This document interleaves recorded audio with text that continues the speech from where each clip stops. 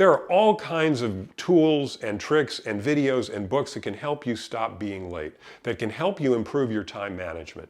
And if you've found this video, you've probably found 100 others that link to this idea. But I'm glad you're here on this one because I want to talk about the number one reason why I think people who are chronically late or have time management problems or are trying to squeeze in too many things and get too much done or overpromise are running into the same problem over and over again. And that's what we're going to talk about in a minute. And again, stay to the end of the video. It's an opportunity for you to get 3 powerful tools that I think are going to help you attack this surprising problem that's at the core of why people overplan and are late. And of course, if you haven't subscribed to my channel, Mark Rothman Progress Coach, please go ahead and do so. And don't forget to like this video. Let's get right into this. Let's take a look at a typical situation. You've committed to being somewhere, let's say across town, and you've got to get there, and you know it takes about half an hour to get there. And if you really want to be early, make sure there's a place to park and take care of all those details, you should probably leave 35 or 40 minutes ahead, right? Are you with me so far? And what do? The time to leave creeps up, and then it passes, and you're still finishing something, and you still have to get your keys, and you still have to put on your jacket, or whatever you've got to do before you get out the door. And you do leave 30 minutes before you're supposed to leave, but you know that's not going to be enough time. And you try and race across town, and maybe you make it, and you come rushing in, and you're not late. You're right at the dot of the beginning of the meeting, you're there. All right, that's the typical scenario. Let me slow that down a little bit and let's take a step back and let me ask you, what would happen if you actually overplanned how much time it was going to take instead of overplanning how much you could get done in a particular period of time? I know this from experience. I'm talking from my own experience. When I started to think about what would happen if instead of arriving at say 10 o'clock, I got there at 9:45. I was overwhelmed with a sense of panic, with a feeling of anxiety of like, oh my God, what would I do with 15 minutes? And then I hit on this truth. I would be wasting time. I had 15 minutes, I could get one more thing done, make one more phone call, who knows what it was, send one more email, and I wouldn't get that done. And then I started to think, I asked myself, why the pressure? Why do I have to use every minute and just squeeze the heck out of it? Am I not good enough to just sit and relax and rest? Have I got to prove my value by getting more done, being hyper efficient, and just being like a Superman of productivity? And I realized that at the core of my time management was my belief that I was not worthy and that I had to prove my worthiness by doing more, by getting there faster, by being a Superman to rush across town, whatever it was. I was setting myself up as a test to prove my value.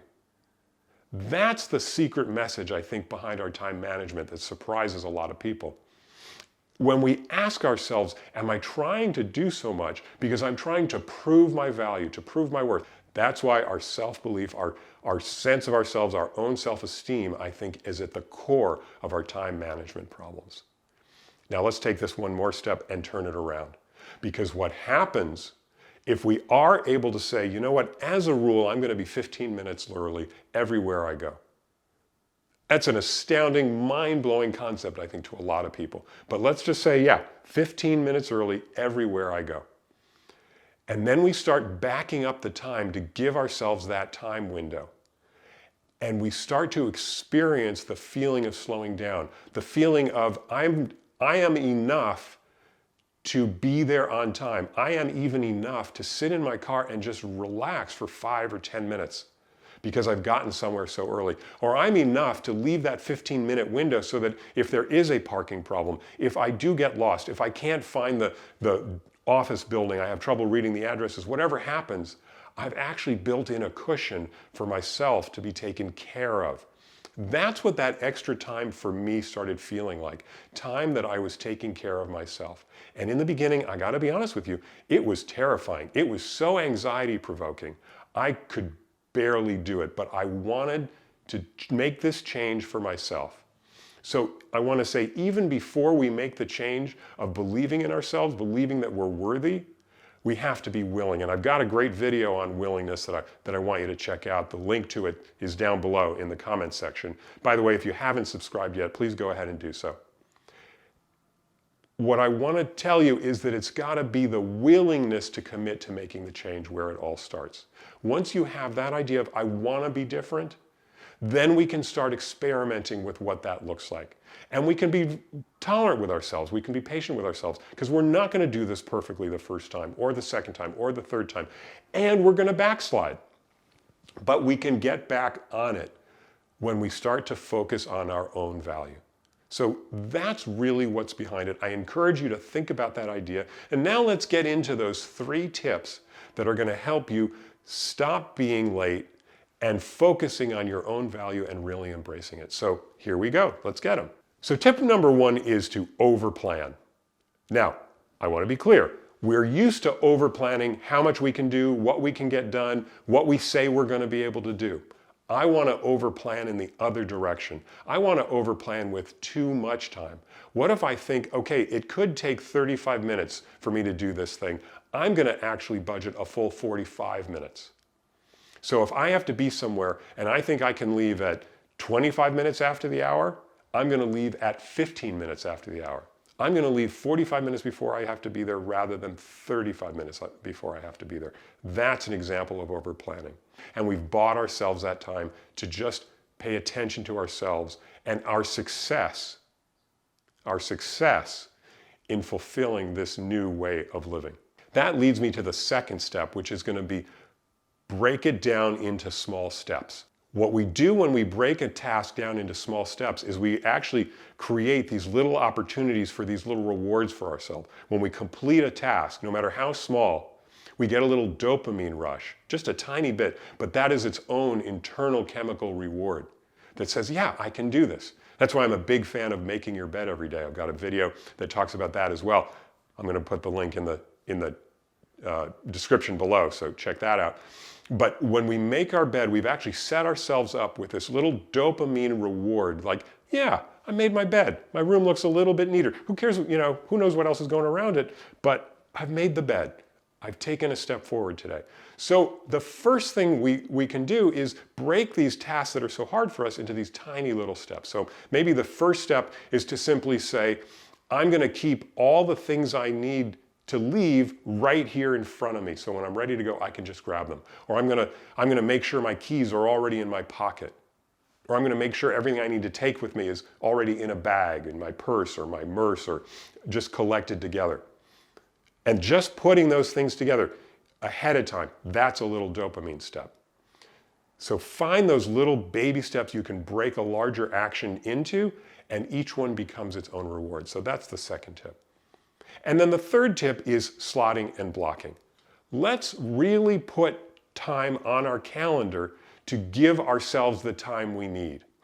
That's the slotting part. That's to say, okay, if I need to leave at 9:15, I'm actually going to put a calendar appointment, leave at 9:15. I'll bet tons of you already do that. This is the second part of this technique, which is the blocking, where we really make that time blocked out like we're the hockey goalie, and we're not going to let anything come in to take away that time. That's a self-discipline step. That comes out of the willingness that I talked about a little bit earlier. That comes out of the willingness to make the change, is our commitment to saying, I'm not going to let anything else get in the way. One of the ways to do this is to think to yourself, well, what would happen if I knew I needed to walk out the door at 9:15 and I did, someone was standing there with a bag of $10,000 right when I walked out the door? That's a little dopamine trick where you're picturing a huge reward for your following through on that action. So picture yourself getting that bag of money. So these are 3 tips you can experiment with. You can let me know how they work. Leave comments below. Go ahead and overplan. That's step number 1.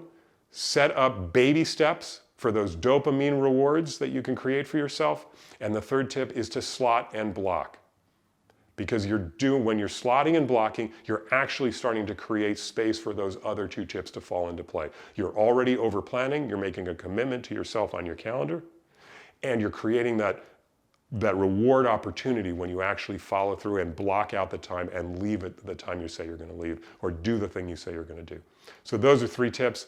That's a way to think about your time management that I don't think a lot of us think about. It comes back to our self-worth. So go ahead and subscribe to my channel if you haven't yet. Like this video if you've liked it. Definitely leave a comment and check out the new videos. Hey, thanks so much for watching. If you haven't yet, go ahead and hit the subscribe button. Hit the like if you liked the video. Definitely leave a comment. I really like replying and knowing what you think. And then you can find a link below to my website, markcoach.net. On Instagram, I'm Mark Progress Coach, and Facebook is Mark Rothman Progress Coach. And I'll see you in the next video.